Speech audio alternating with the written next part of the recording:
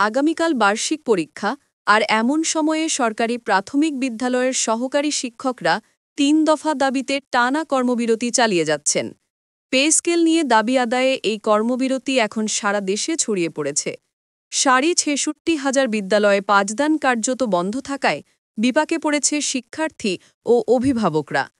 আগামী সোমবার ১ ডিসেম্বর থেকে বার্ষিক পরীক্ষা শুরু হওয়ার কথা থাকলেও শিক্ষকরা স্পষ্ট জানিয়েছেন, পে স্কেল সংশোধন সহ ৩ দফা দাবি বাস্তবায়ন না হলে তারা পরীক্ষায় অংশ নেবেন না। আজ রাতের মধ্যে সরকার দাবি পূরণের বিষয়ে কার্যকর সিদ্ধান্ত না দিলে আগামীকাল শুরু হতে যাওয়া বার্ষিক পরীক্ষাও বর্জন করা হবে।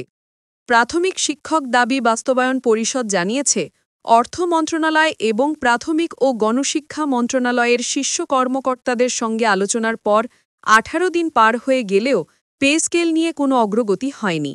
বিশেষ করে সহকারী শিক্ষকদের একাদশ গ্রেডের দাবি ও পে স্কেলের সুনির্দিষ্ট প্রজ্ঞাপন জারির ক্ষেত্রে দৃশ্যমান কোনো সিদ্ধান্ত নেয়নি সরকার।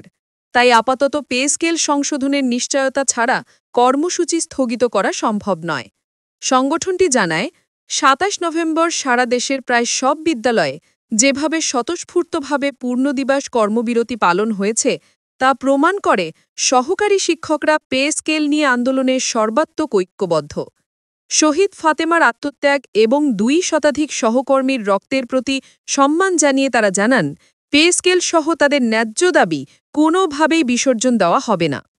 তাদের প্রধান দাবি ৩টি: সহকারী শিক্ষকদের বেতন স্কেল ১০ম গ্রেডে উন্নীত করা, ১০ ও ১৬ বছর পূর্তিতে উচ্চতর গ্রেডের জটিলতা নিরসন এবং সহকারী শিক্ষক থেকে প্রধান শিক্ষক পদে শতভাগ বিভাগীয় পদোন্নতি নিশ্চিত করা।